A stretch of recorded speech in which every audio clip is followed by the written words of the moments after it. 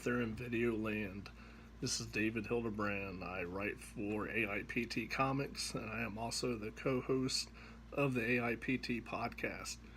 And I'm sure you're wondering, why are you in your house wearing your sunglasses? Well, you ever see the movie Big Daddy, where he told the little boy to put his sunglasses on, he's invisible to everybody else? That's me. I don't do it in front of the camera, so I'm invisible right now. So, I'm broadcasting live from my dining room, which, as you can see, Christmas has pretty much thrown up in this room. But I am here tonight to unbox this guy right here. As Pinhead from Hellraiser III, Hell on Earth, which happens to be my favorite Hellraiser film. So I'm going to unbox this bad boy and show you what he's like. I don't like unboxing my toys. So I asked my editor, I'm like, can I just show the picture of, the box of Pinhead and tell you guys what the box smells like? Didn't fly. So I gotta open them. One time will this cat be open. I'm closing them up, he'll never see air again. So, let's open them up real quick. Hopefully none of this stuff is taped too bad, so we can get through it pretty quickly.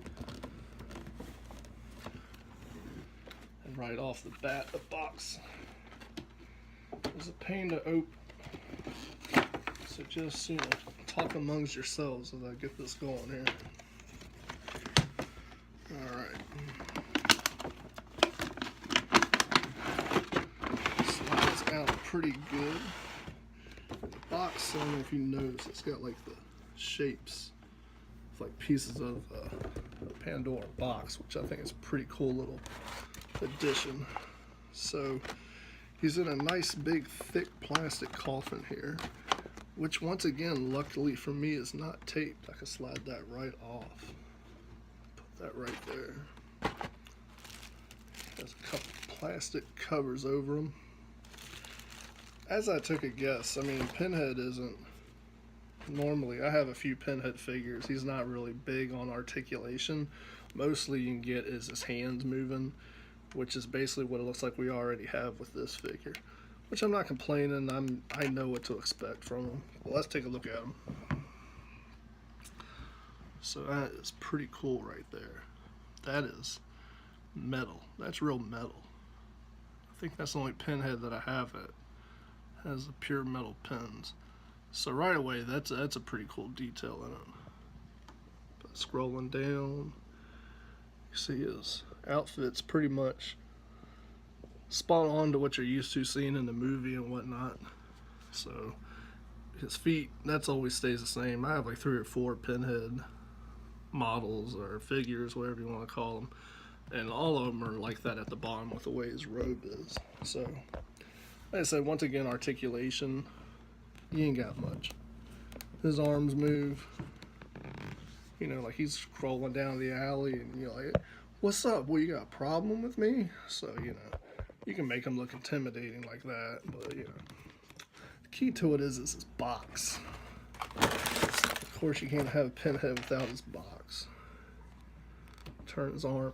Well, damn. Hand pops off, as you can see. He does have 2 other hands, so his hand pops off. There you go. Got him holding his box there. That's his number 1 toy. He's not going far with that. So, like I said, you do have a couple other hands you can switch out to hold his other blades and his weapons. So you got those 2 there. They're pretty tight. They're not going to move anywhere either. They're going to hold the weapons, and that's pretty much all the function that they do. So you got his little rope belt here that's connected to him. And then, of course, you got his weapons that just clip right on. Let's get him all armed up here.